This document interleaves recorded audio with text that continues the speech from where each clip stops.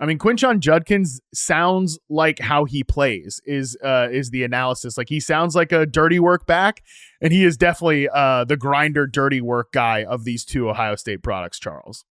Oh yeah, he'll run you over now, and it's funny because he's still explosive. But I think as a just like a first few steps, I think he's more explosive than Henderson is. And obviously, once he gets to the second level, I think he deals with contact a little bit better. But I don't. It doesn't. I don't know if it's quite like a thunder and lightning approach here because Judkins is certainly capable of ripping on big plays himself. But it was definitely clear like which running back here was going to be more punishing, which one was going to have to break more tackles, and that was Judkins. I thought the combine kind of backed up what I saw on tape. Like the first few steps are really explosive. He jumped out the gym. He had a nice 10-yard split. I don't really have maybe too many knocks. I do find it a little curious. Like when he's off and running to the edge, there's a lot of times where he's still like stiff-arming someone at the goal line or stiff-arming someone as he turns the corner. Maybe he's not quite the longest, like the fastest guy with long speed, but he still did run in like the low 4.4s at the combine. He had the 10-yard split. I don't think there are too many concerns about the athleticism. Maybe if you're looking at it from a standpoint of what would stop him, maybe this is the guy where the running style would get in the way a little bit because he doesn't, like, especially in the middle of the field, he doesn't try to shy away from contact. But still, I think this is a guy that could end up being a starting running back for a team, like a real deal starting running back. I just think he can maybe carry a little bit and do a little bit more as a runner than TreVeyon Henderson can. Because I think Henderson's more of a not a change of pace back, but part of a committee. But Judkins, I think, has a profile more of someone that you can end up giving 200 plus carries to over a season.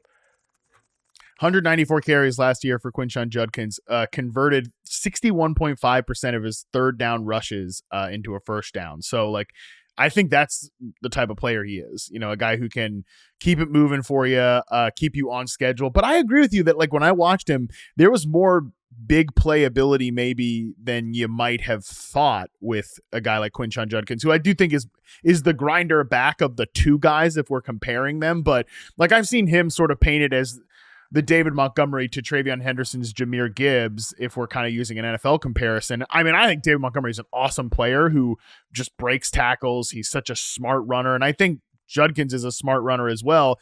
But I feel like Judkins has more explosive ability than even a guy like David Montgomery, who was a third-round pick in his NFL draft. Like, I could see Judkins being a clear-cut second-round pick. Like we talked about TreVeyon Henderson and the type of schemes and maybe some teams that would fit him. If you're thinking of a place where Judkins could land and immediately grab a big role, do you have any kind of like system fits, teams, anything like that? I kind of think New England would be a fun fit.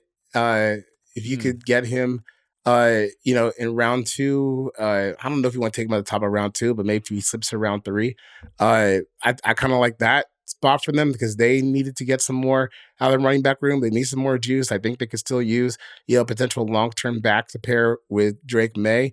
That Mike Vrabel teams, they're going to try and run the football. And if you're going to have to be a team like New England that's going to operate like that, you probably need a little bit more talent at running back. I think another fun team to look at with them could honestly be could be Jacksonville, depending on what they decide to do with ETN for the long term. Maybe that's your new starting running back in Jacksonville once his contract expires. But they had a pretty shaky run game last year too for a good stretch of the season. So anywhere where you can get like a potential starting running back, also with some juice to go in for big plays, I think makes sense for Judkins.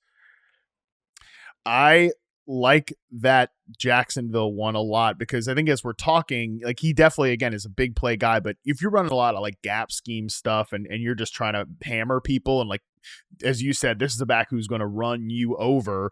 That is a great fit there. Tampa Bay last year, even if like, again, Liam Cohen comes from that Sean McVay outside zone world. Obviously we know McVay has transferred into more of like one of the most duo heavy teams in the league.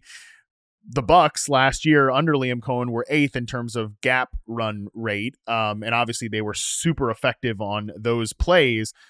11 touchdowns, 6.3 yards per carry on gap runs for the Tampa Bay Buccaneers. You imagine he's going to want to bring some of that. And I don't think, like, certainly Travis Etienne is definitely not stopping you from taking a running back. Even Tank Bigsby, maybe he's like more of a gap runner than anything else. But again, I don't think he's stopping you from taking a back there in the second round. New England also was very gap heavy last year. Yeah, no, of course not. I also think, like, again, this is probably a different system, and maybe it's not that fun, but the Browns want to run the ball, and they don't have a running back right now. Like, Nick Chubb's not who he used to be. He's also still a free agent. Like, Jerome Ford's the running back. I was just talking about this with our friend Derek Klassen on the podcast earlier this week. Like, they want to, we're getting back to the Kevin Stefanski world. Like, we're gonna run the ball, to, we're gonna do under center play action, stuff like that. More of a traditional offense, enough with this shotgun empty nonsense. Let's get back to heavy condensed formations. Okay, well, who's the back? Who are you handing the ball to? If you're doing that, maybe Judkins at the top of the second round could be a potential fit there, even if it is a different type of system than what we were just outlining. Yeah, I the more I think about it, I kind of like Judkins. If you're missing out on the Genty and the Hampton, maybe that's where you find, a starting running back on day two somewhere. Because even before this year, like Nate, our friend Nate Tice, he had Judkins paired, projected as a potential first overall pick or round one pick coming into the year, because his tape at Ole Miss suggested that he could be someone that could be the explosive back moving over to Ohio State. And obviously he had the year they had, and he was a big part of their offense. And with Chip Kelly, like you said before, we were talking about the Raiders, going to get a lot of chances to run the ball.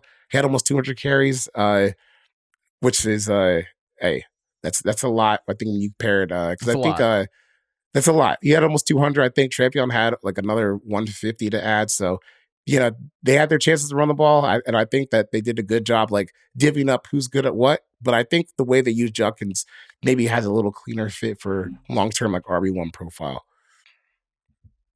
Yeah, Judkins 194 carries, and Travion was 144, I believe. So, yeah, I mean, it's just crazy rushing production from these Ohio State running backs, which is why they're going to go really high in this year's NFL draft. And like that, they're sort of, if you miss out on one of these early guys, definitely take a look at one of those two players.